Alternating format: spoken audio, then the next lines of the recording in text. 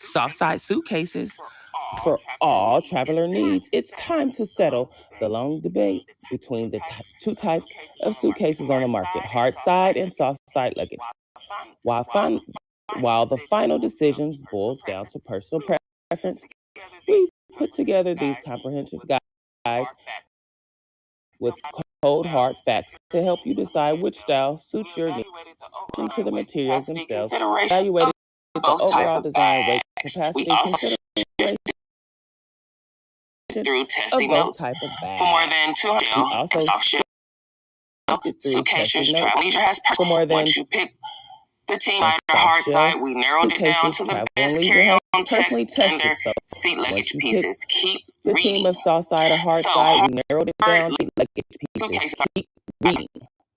So hard luggage material, most polycarbonate or aluminum. The polycarbonate is most lightweight when it becomes hard plastic. shell bags while still remaining very durable. Aluminum, on the other hand, has the sleekest look, but it is usually the priciest and heaviest. It means it has the least give. Hard shell option, when packing, arguably the biggest pros and cons of hard side luggage are related to the material uses. A hard shell suitcase is typically better than a soft side bag for protection, as long as you are packed or safely inside too. Hard shell materials are prone to getting scuffed, scratched, or possibly cracked. More so than with fabric. Suitcases are good stuff. On the design, one of the most important factors of a hard side luggage you would be hard pressed your pockets on the most hard.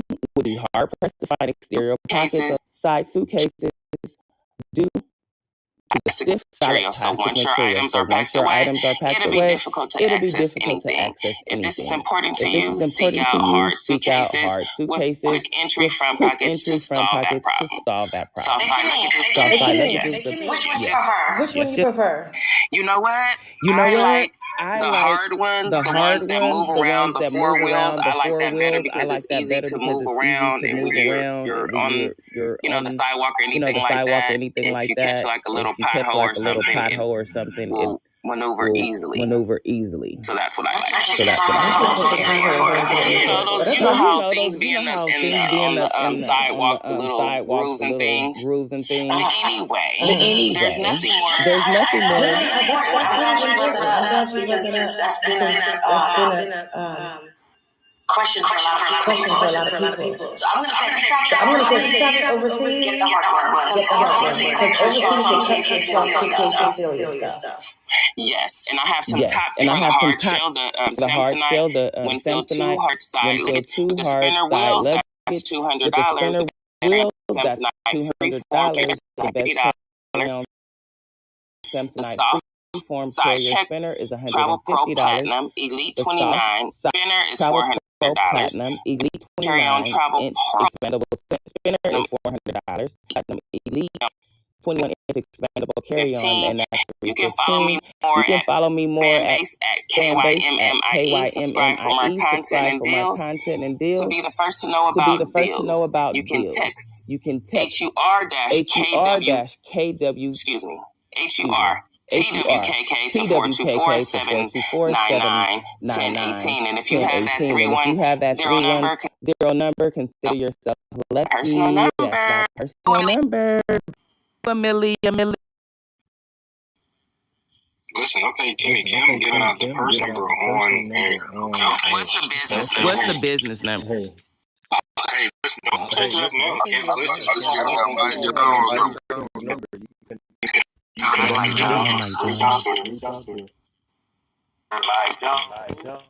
Hey, Millie, are you sharing your number on air for the folks as well? So let me ask AG, while Millie's doing what she's doing, which type of luggage do you prefer, the hard shell or the soft? I'm gonna be honest with you. Traveling I'm the worst for it because I know my bag is gonna be free. I have larger bags that I just grab portions of a closet and then throw it in there. I don't even deal with all that because at the end of the day, when I get there, the people are gonna take the bags anyway, and when I land it wherever I get, the bag's gonna get grabbed up anyway again. So I just use my bags. Hard or soft? Hard or soft? That's the question. A combination of both is what I'm getting at. Now, the answer to the question was laid out that way because I don't really care either way. Because somebody's whatever the bag is biggest, right, bro? The folks is gonna grab the bag, so I don't care. I'm not carrying the bag. They steal out them hard suitcases faster than they do the soft suitcases. No.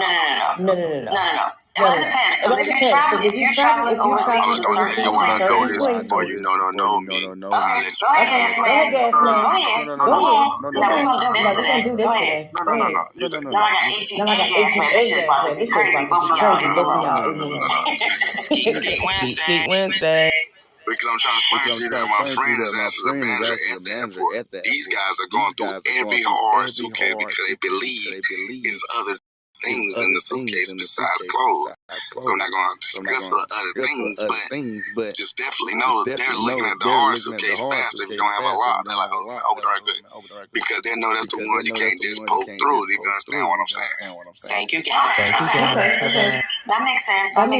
So people don't lock their suitcase when they travel? Nah, some people don't. I don't. I ain't gonna lie to you.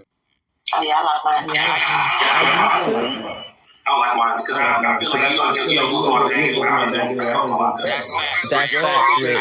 I got so many locks broken because of that, so I don't. It's already I know. Yeah, but see, I know that most people are lazy, so they're gonna go through a hard time trying to get a lock. So I lock my suitcase, period, and I'll just be like, it's locked. Remember though, Billy, most people are nosy. So with a lock, they're like, ooh. We talk about the scene. We talk about when the bag gets on that little conveyor and it goes to the checkpoints. And then, I feel gas man, tell me, people work there, bags at the airport. I think they're looking for those other things, right? They're looking for if you listen marijuana and they look for the illicit narcotics. You know what I mean? Or burners. Because people chop they burners in the bag. You know what I mean? So and that's what the TSA and those people behind the scenes looking for. I feel most of my bags are hard, right? So I look at it like I'm not gonna lock it. If you're gonna go through it. Because if you're gonna take something, take it. Right? And sometimes they don't. Living black couple years, right? Because I go back up to LA and in Vegas. And my pops is an avid my pop's Jamaican, so I'm Jamaican like that. Right? Just like that. He's a wealthy Jamaican person, and he loves the herb sense of all levels of alcohol, right? So I go there, I bring back the little one you can travel with. And I promise you, they take it, have it all the time. But I travel a lot. Unfortunately. So locally, I lock my bag all the time. As much as I travel, my bag's been searched twice. Because they put the little paper. We've been in your bag. Yeah, so that's happened twice. I don't travel with anything, so I'm good. But I do put like stuff that throw people off because I'm one of those people. So trick ladies put any kind of weird shit, tampons, pads, toys. Yeah, to make it exactly. So they'll leave you the fuck alone. Ding. No, they don't trust me. Yes, it does. To the money. But listen, you have that stuff on the top. Nothing else will move. It's like they open it and see it, zip it right back up. But traveling overseas, I do use a hard bag. And if I use one of those soft ones, I wrap it. I wrap it in plastic because I know if I'm going to anywhere in the Caribbean, they cut in my bag and taking stuff out. So if you're traveling, certain countries, wrap your stuff at the airport. If you have a soft bag. Amelie, wait. Please explain wrapping plastic. You mean that plastic wrap stuff? How are you doing that? And then how are you getting into your bag? You don't get it in your bag. You put it on the thing. They wrap it for you. It costs a couple of dollars. And your bag goes through. They don't cut it. They don't open it. They don't check it. It's just wrapped. It's just wrapped. That's so fat. I had got down like about 2 7-grammers stole out my bag. Come from another state that was legal going to Vegas. I got the bag. I'm like, yeah, it got me so smoked soon I land. I'm like, yeah, walk to the airport, about to pull out my bag. I'm like, ain't this about a ain't nothing. But it was I ducked at the bottom.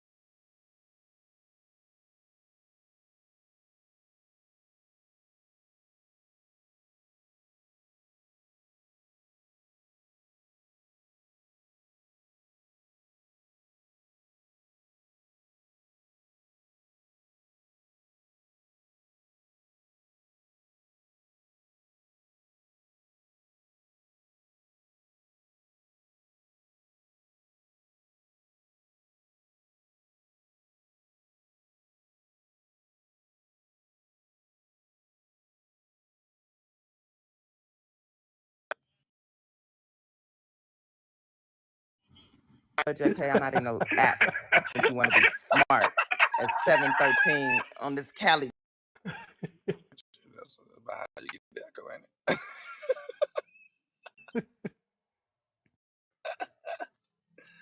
Yeah, crazy, man. Better or worse? I think we should set up a.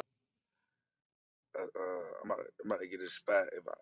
I'm not speaking as this. I'm about to get this house. I'm getting, and I'm about to start it. So y'all just come on to the man.